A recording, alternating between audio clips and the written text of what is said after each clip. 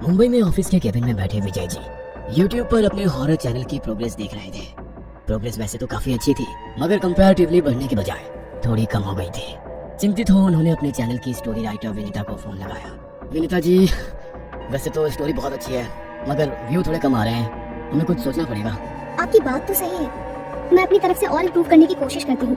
आप बाकी लोगों से बात कर देखो, उन लोगों का क्या सजेशन है। मैंने बात की थी, सब लोग बोल रहे हैं नरेशन से ज्यादा डायलॉग बेस्ड स्टोरी होनी चाहिए, और यूट्यूब पर आजकल रियल स्टोरी ज्यादा ट्रेंड कर रही है। क्यों ना हम लोग हॉरर के लिए रियल स्टोरी की तरफ जाएं?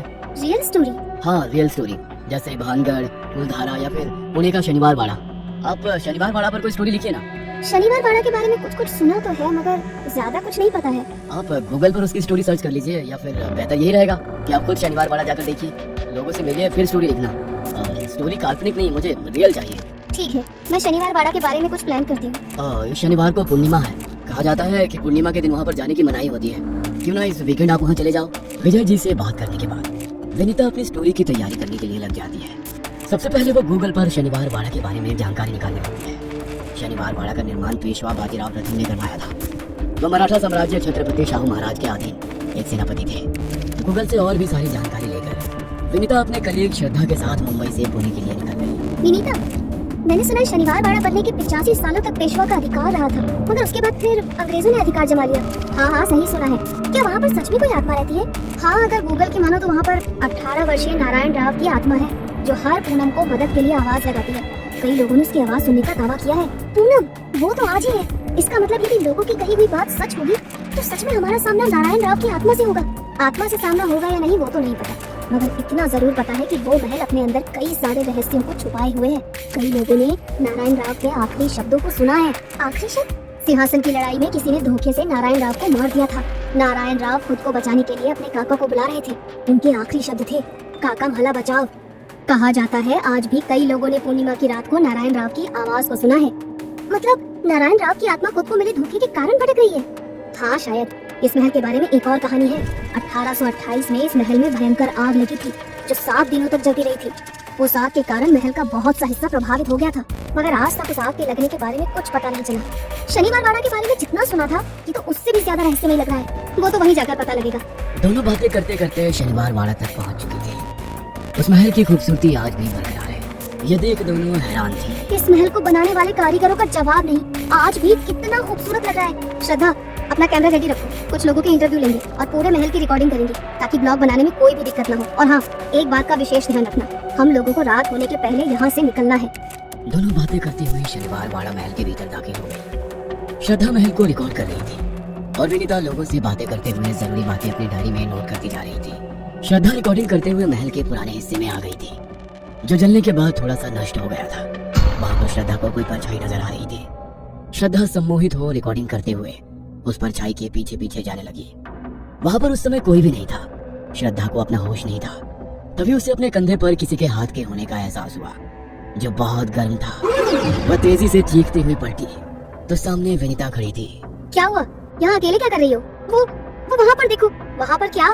वहाँ पर अभी कोई था। श्रद्धा, वो कोई टूरिस्ट होगा, मगर तुम यहाँ अकेले मत घूमो। यहाँ के बारे में हमें जितनी जानकारी इकट्ठा हो सकती है, इकट्ठा कर करके यहाँ से जल्दी निकल जाएंगे। वैसे भी बहुत बड़ा महल है, घूमते हुए टाइम लग जाएगा, इसीलिए नो नेगेटिव थॉट्स, ओके? और हाँ, मुझसे ज्यादा दूर मत जाना, मेरे आसपास ही रहना। हम दोनों साथ में रहेंगे तो ठीक रहेंगे, ओके? बोलते हुए श्रद्धा कुछ फोटो लेने लगी। अचानक उसे कैमरे में से एक दीवार पर खून के धब्बे ताजे नजर आ रहे थे। खून बह रहा था।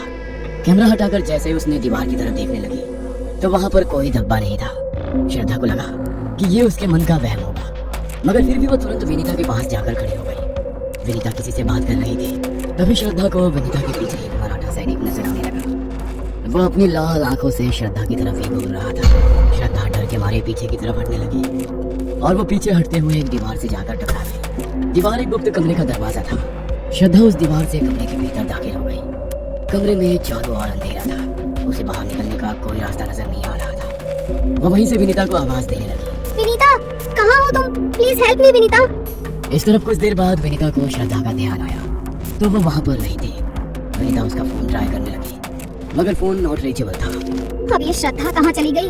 कहाँ ढूंढूं उसे? फोन भी नहीं लग रहा है, शाम का वक्त भी हो गया है, हमें यहाँ से निकलना भी है। श्रद्धा, कहाँ हो तुम? प्लीज मजाक मत करो। विनीता को समझ नहीं आ रहा था कि वो क्या करे। डर के कारण उसके शरीर से पसीना निकल रहा था। टूरिस्ट अब उस महल को छोड़कर जाने लगे थे। कुछ ही लोग बचे थे जिन्हें गार्ड महल के बाहर निकाल रहा था। मैडम जी बाहर चलिए, अब इसे बंद करने का समय हो गया, इसलिए सभी को महल से बाहर निकलना है। मेरी कलीग नजर नहीं आ रही है, प्लीज इसे ढूंढने में मेरी मदद करो। देखिए वो भी दूसरे लोगों के साथ बाहर निकल गई होंगी, आपको बाहर मिल जाएंगे, प्लीज अभी महल खाली करो। बोलते हुए गार्ड दूसरे लोगों को निकालने के लिए चला गया। श्रद्धा मुझे बिना बताए कहीं नहीं जा सकती, वो इसी महल में है, मगर कहाँ?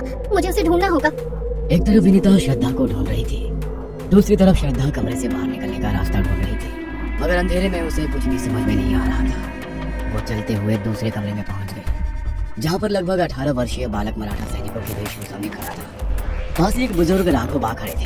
काका, इतनी कम उम्र में लोगों ने मुझे पेशवा घोषित कर दिया, मैं भी राजकाज संभालने के लायक नहीं हूँ। नारायण राव, वो तो आने वाला वक्त बताएगा कि तुम कितने काबिल हो। अभी जरूरी काम से रात के वक्त एक विशेष सभा का आयोजन किया गया है, तुम सभा में चलने की तैयारी करो। राघोबा के कहने पर नारायण राव सभा में जाने के लिए तैयार हो रहा था, मगर अभी उसके कमरे में कुछ सैनिक घुस आए और उन्होंने धोखे से नारायण राव को मार लिया।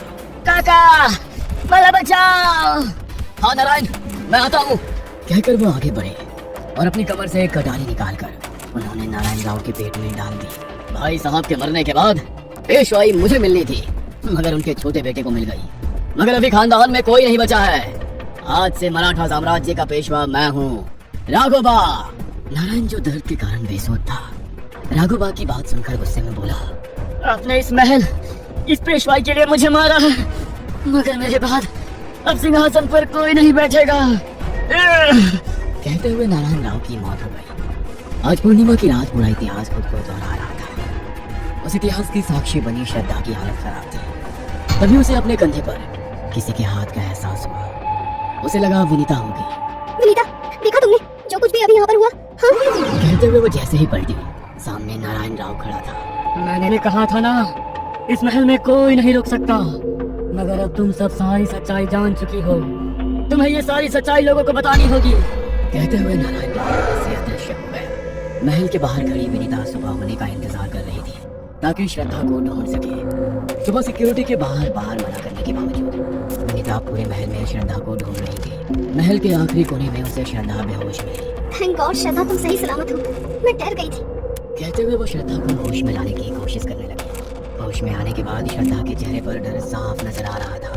श्रद्धा, तुम अचानक से कहाँ चली गई थी? मैं सारी रात शनिवार वाड़ा के बाहर खड़े होकर तुम्हारा इंतजार कर रही थी। श्रद्धा ने विनीता को कल रात का अपना पूरा एक्सपीरियंस सुनाया। ये सुनकर विनीता की आंखें फटी की फटी रह गई। श्रद्धा के अनुभव पर विनीता ने पूरी कहानी